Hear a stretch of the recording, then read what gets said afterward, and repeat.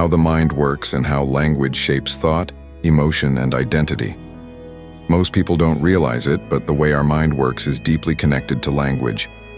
Human beings evolved not just to survive, but to think, compare, desire, and fear, all through words. While animals communicate without language, our minds built a world of thought through words, sentences, and mental images. But has this gift turned into a trap? In this video, we'll explore, through science, psychology, and deep insight, how the mind functions, how emotions like fear and desire shape thought, and how awareness can free us from the noise of inner chatter. Stay tuned for a journey into the depth of your own mind. The human mind is not a static machine. It is a living, moving energy that evolved over millions of years. At the core of this evolution lies a unique capability that separates human beings from animals: language.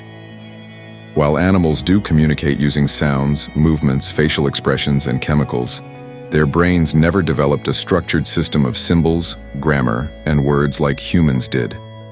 A dog may bark to express fear, hunger, or excitement, but it cannot describe what it felt yesterday or imagine a conversation about what may happen tomorrow.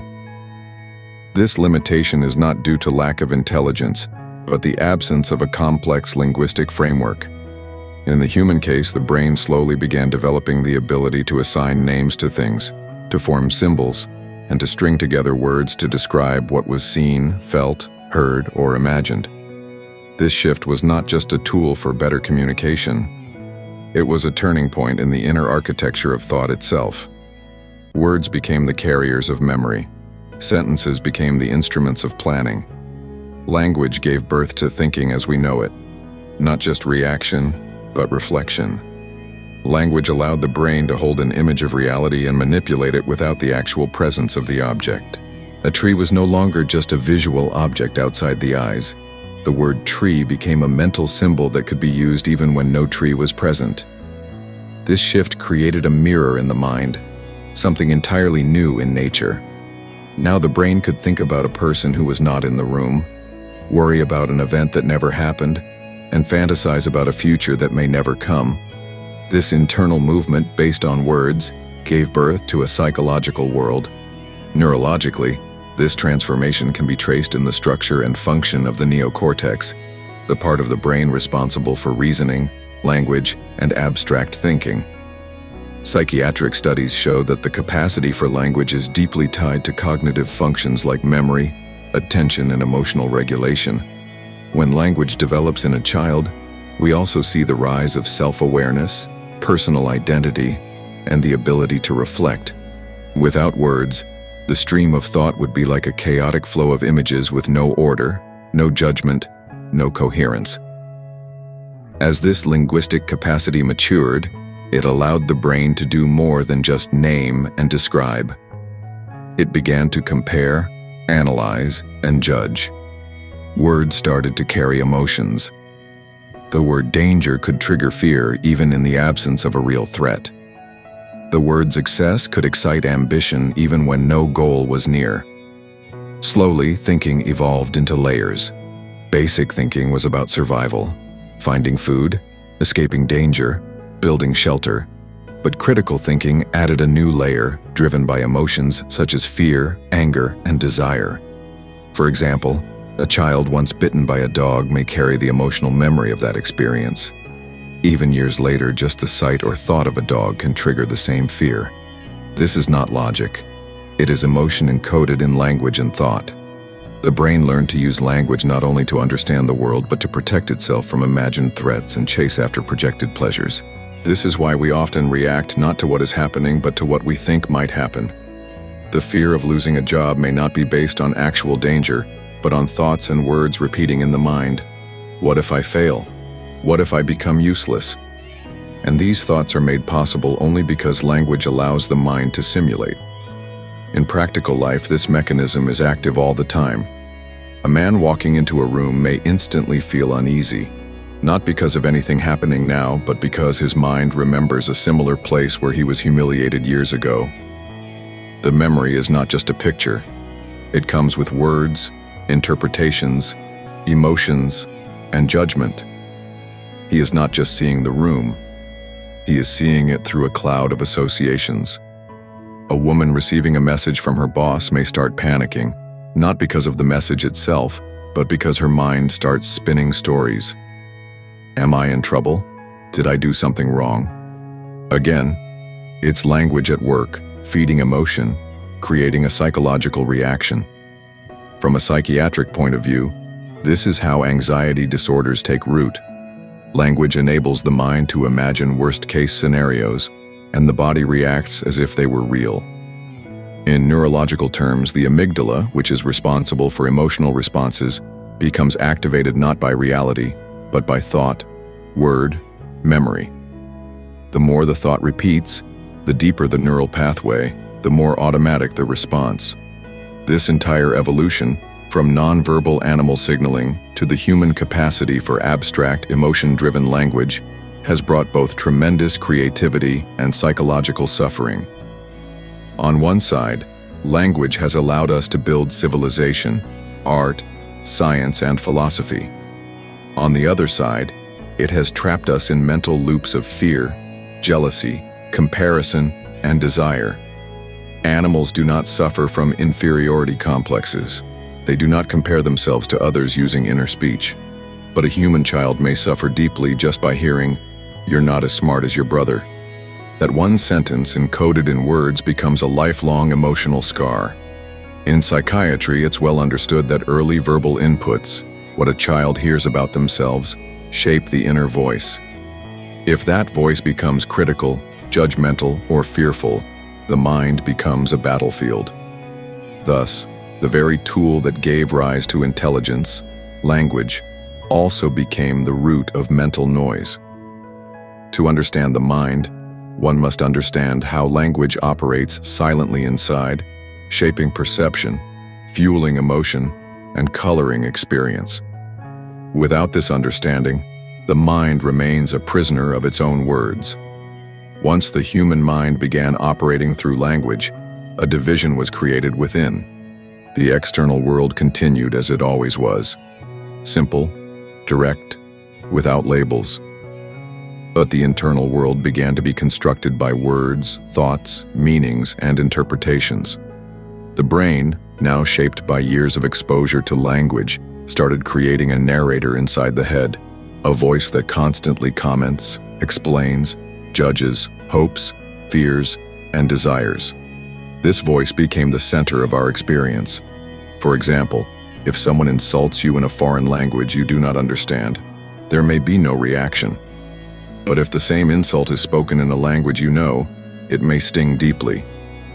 This proves that the pain is not just in the sound, but in the meaning created by words. The mind doesn't react to reality. It reacts to the interpretations that language builds around it. A simple glance from someone might mean nothing, but if your mind interprets it as rejection, then it becomes a source of anxiety. This is how thought starts creating suffering out of ordinary events. From a neurological perspective, language processing involves multiple brain regions, primarily Broca's area for speech production and Wernicke's area for understanding. But this linguistic system is deeply interconnected with the limbic system, the brain's emotional center. That means thoughts can produce emotions and emotions can trigger thoughts. A single word, like failure, can activate a chain of memories, images, and fears. This interconnection is what makes human suffering so layered. We do not just feel pain, we feel pain about pain. We don't just fear failure, we fear the embarrassment that might follow, the judgment of others, the loss of identity, and all these layers are carried by language. Psychiatric research has shown that negative inner dialogue is a common trait among people suffering from depression and anxiety. These are not just chemical imbalances, they are patterns of thought, stories repeated in the mind, reinforced by years of inner speech. The brain, like any learning machine, becomes good at what it practices. If it practices fear-based thinking, it gets better at being afraid. If it practices comparison, it becomes an expert in jealousy. In everyday life, we can observe this very clearly. Imagine someone gets a lower mark in an exam. The raw event is simple, a score. But what happens in the mind is far more complex. Thoughts arise. I'm not good enough. They'll think I'm stupid. I'll never succeed. These sentences create sadness, shame, and despair. The event passes, but the mind keeps repeating the words, and each repetition reinforces the pain. On the other hand, if the same person has trained their mind to observe without judgment, the response may be totally different. Okay, this time didn't go well. What can I improve? Same external event, but different internal reaction, because of the difference in inner language. This is not just motivation, it is mental health. The language you use inside shapes the entire tone of your life. Some people become slaves to a negative inner voice that constantly scolds them. Others learn to observe their thoughts like clouds passing in the sky, without attachment, without identification. The problem deepens when the mind begins to identify with the words it uses. We don't just say, "I made a mistake." We say, "I am a failure." One is a fact, the other is a self-definition. This leap, from doing to being, is entirely linguistic. A child who fails a test doesn't suffer unless someone says, "You're dumb." That label, that word, begins to form a mental identity. Over time, these identities become rigid, forming the ego, another mental construct made of words and images. We start believing that we are our story. I am this kind of person. I cannot change. People always hurt me. Each of these is a sentence, and when repeated often enough, the brain accepts it as truth. This process is so subtle that we often don't notice it. For instance, someone may say, "I'm just an angry person." But this is not a fact, it's a belief based on past patterns, reinforced by words remembered and repeated over time. Neuroscience shows that the brain is highly plastic. It can change. But it won't change if the language we use keeps building the same emotional architecture. A critical insight is that thought is not intelligence. Thought is a tool, and like any tool, it can be used wisely or destructively. Just because the brain can think doesn't mean it always thinks clearly. In fact, most thinking is repetitive, self-centered, and emotionally driven. When we are angry, for example, the words in our head become sharp, fast, and hostile. We imagine arguments, create mental dialogues, and replay the event over and over. But if we look deeply, we realize that the emotion came first. Anger triggered the thoughts. Then the thoughts fueled more anger. This loop is common in many psychological conditions. Obsessive-compulsive disorder, for instance, involves repeated thoughts that trigger anxiety, which then creates more thoughts. In such cases, therapy often focuses on changing the language of the inner voice. Mindfulness-based therapies encourage people to observe their thoughts without reacting. This is not just a technique. It's a return to the original state of awareness before language hijacked the mind. So the question is not how to stop thinking, but how to see the nature of thought clearly. How does it arise? What emotion is driving it? What words is it using? And most importantly, who is watching the thought? This watcher, this awareness, is not a thought. It is not a word. It is the silent presence behind the mental noise. When this presence becomes stronger, the grip of language weakens. You may still think, but the thoughts will lose their emotional charge. You may still feel, but the feelings will not control you. This is the beginning of true intelligence, not the accumulation of words and data, but the capacity to see the structure of your own mind without getting caught in it. From a psychological point of view, this is healing. From a spiritual point of view, this is freedom. Language, though a powerful invention of the human mind, has also created fragmentation. Words divide experience into categories, labels, and meanings. A child sees a bird for the first time with pure wonder. But the moment the adult says, "That's a sparrow," the child's mind stops observing and starts categorizing. The word replaces the wonder. This is not wrong. It is necessary for communication. But over time, language becomes a wall between the observer and the observed. Instead of looking at life directly, we look through a screen of words. We don't meet people, we meet our thoughts about them. We don't feel emotions fully, we describe them, name them, judge them. The immediacy of experience is lost in translation. This is not just a poetic idea, it has deep neurological roots. The prefrontal cortex, which governs judgment and planning, often overrides the limbic system, which processes raw emotion. That means we don't just feel, we think about the feeling, then feel about the thought, creating multiple layers of interpretation. This layering often becomes the breeding ground of conflict and confusion. Take a simple example. Someone says something rude to you. The raw sound reaches your ears, but almost instantly, the brain decodes the sentence, applies meaning, connects it to past memories, and interprets intention. Within seconds, the body reacts. Heart rate increases, muscles tense, voice rises. But the deeper conflict isn't caused by the sound. It's caused by the inner commentary. He disrespected me. I won't tolerate this. I must defend myself. All this arises from the language operating inside the mind. In neurological terms, the default mode network, DMN, the part of the brain involved in self-referential thought, becomes active. This network constantly brings the self into the center of experience. Psychiatric research shows that overactivity in this network is linked to anxiety, depression, and rumination. Why? Because the self, as constructed by language, becomes the source of imagined threats, losses, comparisons, and fears. When the mind is silent, the DMN quiets down. In meditation, for example, when verbal thinking slows, many people report a sense of peace, not because the world changed, but because the interpreter paused. Language also creates time, not just clock time, but psychological time.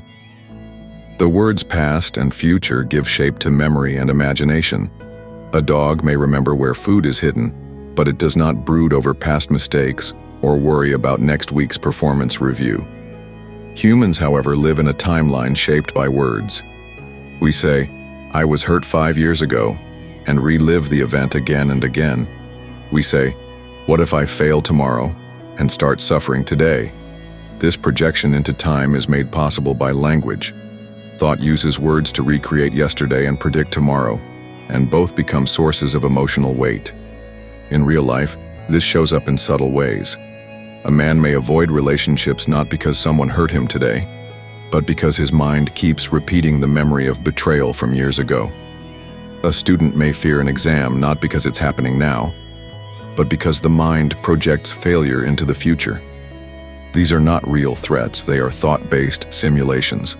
Yet the body responds as if they are real. The nervous system activates the stress response, releasing cortisol, preparing the body for a danger that exists only in language and imagination. This is where understanding becomes crucial. The mind does not suffer from reality. It suffers from its interpretation of reality. And interpretation is made possible by words. If a person can see this clearly, not as a theory but through deep observation, then a shift begins. The mind becomes lighter, more aware, less reactive. The gap between the event and the reaction widens. You may still feel anger, but you don't become the anger. You may still think, but you don't get caught in the thought. This shift is supported by certain psychiatric practices like cognitive behavioral therapy, CBT, where patients are taught to question their thoughts rather than believe them. For example, instead of saying, "I always mess up," the person is encouraged to ask, "Is that really true?" This challenges the language pattern that creates suffering. But beyond therapy, this is a life skill, seeing thought as thought, not as truth. It requires awareness, presence, and the willingness to watch the movement of language inside the mind. In daily life, this awareness can bring profound changes. Imagine you're in traffic and someone cuts you off. The usual reaction is immediate. How rude. People have no manners. This always happens to me.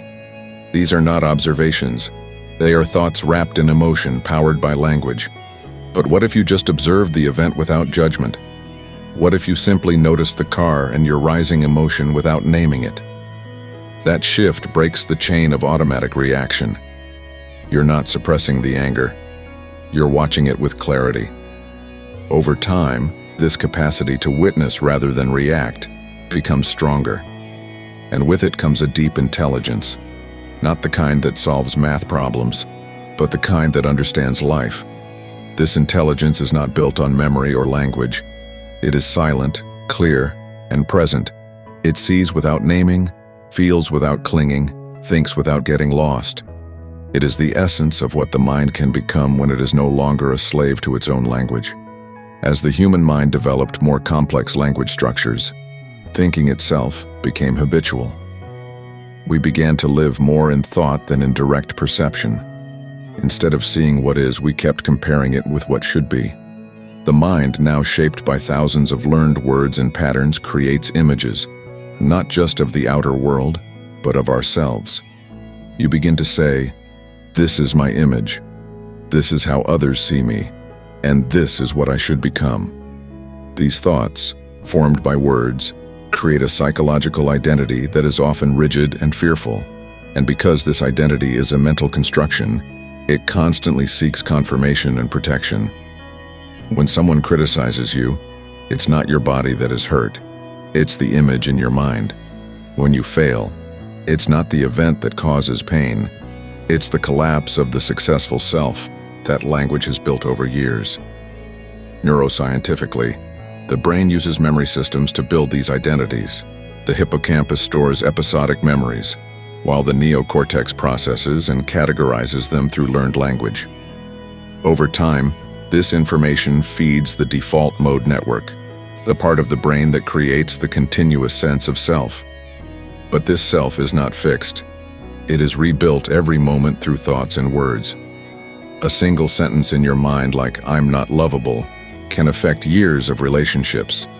It's not just what others say, it's what you keep repeating internally. In psychiatric studies, inner speech has been shown to act like an internal dictator for some and a wise guide for others. For instance, people with PTSD, post-traumatic stress disorder, often relive traumatic events through mental language. "It was my fault. I can't trust anyone. I'm always in danger."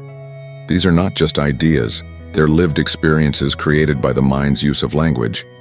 Let's take a practical life example. A young woman grows up hearing, "You must always be polite, never say no, always help others." These words, repeated again and again, form a pattern in her brain. Later, when she's exhausted and someone asks her for a favor, she feels guilty saying no. She doesn't question why, because the words have become law inside her. Her mind says, "I'll be selfish if I refuse." This is not logic. It's conditioning. And conditioning operates in the background of our daily choices, thoughts, emotions, and even relationships.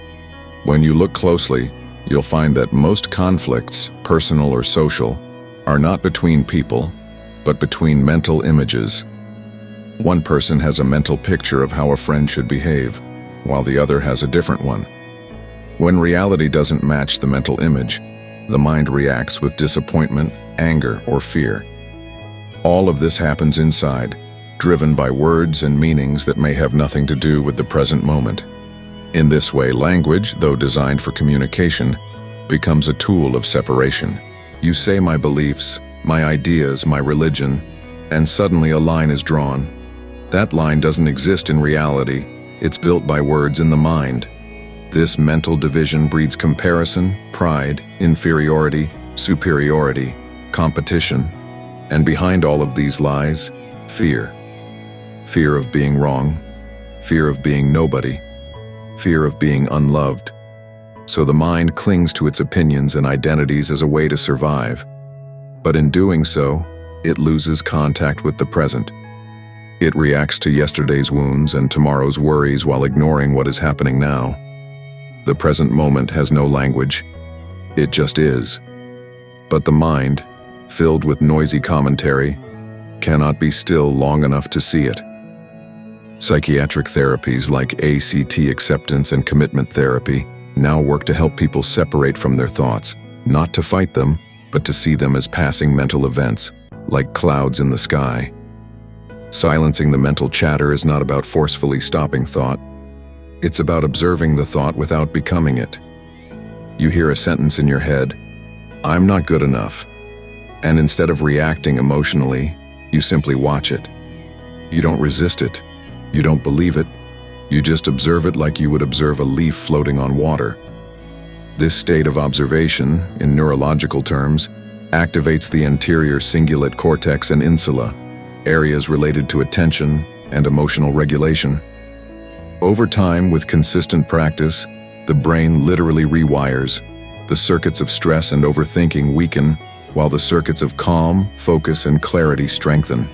This is not philosophy. It is neuroplasticity. Your brain becomes the servant of awareness, not the master of emotion. Eventually, a quiet intelligence begins to awaken, an intelligence that sees through the illusions created by language. This intelligence does not need many words. In fact, it sees the limits of words. You may call something beautiful, but that word can never capture the full experience. You may say, "I love you," but love in its depth is beyond sentence. The moment you label it, you narrow it. This insight brings humility. You stop clinging to explanations. You allow things to be what they are. And in that allowing, the mind finds peace, not through effort, but through understanding. You no longer try to control every thought, fix every problem, or defend every belief. You begin to live with lightness because the burden of mental noise is gone. And all of this begins by simply observing how language operates within you. When the human mind becomes quiet, not because it is forced, but because it understands the trap of constant verbalization, it begins to touch something far deeper than thinking. This is the beginning of insight. Insight is not the same as intelligence measured in tests or knowledge collected in books. It is a flash of clarity that goes beyond words. The brain, in its natural state, without pressure or fear, is designed to see clearly. But language, when running without pause, becomes a wall between the observer and the truth. A restless mind is like muddy water. You cannot see anything clearly. But when the words, judgments, and labels settle down, the mind becomes still, and in that stillness, reality shows itself. Psychiatrists and neurologists today speak about the quiet mind state found in advanced meditation. Brain scans show reduced activity in the default mode network and increased coherence in frontal and parietal regions. This isn't just inner peace. It's the brain functioning in its most integrated and healthy form. In everyday life, we rarely experience this silence. From the moment we wake up, the inner voice begins, "What do I need to do today? Why did she say that yesterday? Will I succeed in the meeting?" These are not neutral observations. They are fear-based, desire-based, comparison-driven thought loops. Each loop uses language to sustain itself. Words like should, must, always, never act as traps. They push the mind into conflict with itself. Imagine a young man trying to live up to an image of success. The word success itself is vague, shaped by media, family, and culture. But his mind takes it as real. So every failure becomes unbearable.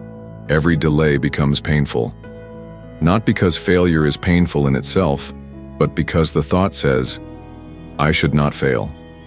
That single sentence, repeated unconsciously, can cause anxiety, depression, or burnout. This is how one word, believed blindly, can disturb the whole nervous system. Children are a clear example. Before they fully learn language, they are completely present. A toddler plays, explores, laughs, cries, with no internal narration. There is no story of me yet. But as language develops, so does identity. Slowly, the child begins to say, "This is mine. I'm better than him. She doesn't like me." And so the ego, the psychological self, takes root. This is not wrong. It is part of growing up. But if this ego is never questioned, it becomes a lifelong source of tension. Every insult becomes personal. Every praise becomes a drug. Every opinion becomes a battlefield. And because the ego is made of thought and language, it is always insecure. It has to defend itself constantly. That's why silence feels threatening to many people. When there is no conversation, no distraction, the mind begins to face itself. And what it sees is a chaos of borrowed beliefs, fears, judgments, and comparisons. Now imagine a different life. A life where the mind is used as a tool, not as a master. Where thoughts come and go like birds in the sky without clinging. Where words are used with care and silence is respected. In such a life, there is attention, not just to tasks but to emotions, sensations, and relationships. When someone speaks, you listen, not just to words, but to the silence between words. When you feel fear or anger, you don't name it instantly or suppress it. You observe it like a wave rising and falling. This observation, pure and without judgment, is healing. The mind, when observed deeply, begins to free itself. Neuroscience supports this. Regular mindfulness practice leads to better emotional regulation, lower cortisol levels, improved memory, and deeper compassion. But beyond science, there is something even more beautiful. A mind that has seen its own mechanisms clearly becomes compassionate, not only to others but to itself. In the end, the mind is not an enemy. It is a wonderful servant, capable of language, logic, creativity, and memory. But it becomes a problem when it tries to run life on its own, without awareness. Language, which helped humans evolve beyond other animals, also made them prisoners of thought. But the same mind that created the prison can also see the door. That door opens not by fighting thought, but by watching it gently, patiently. As you observe the movement of language in your mind, how it labels, judges, fears, desires, you begin to see its patterns. And in that seeing, there is freedom. Not the freedom to become something, but the freedom to simply be, to live each moment without the weight of yesterday or the fear of tomorrow, to see a flower without naming it, to hear a child's laugh without comparing it, to feel love without calling it anything. This is the true flowering of the human mind, aware, silent, alive.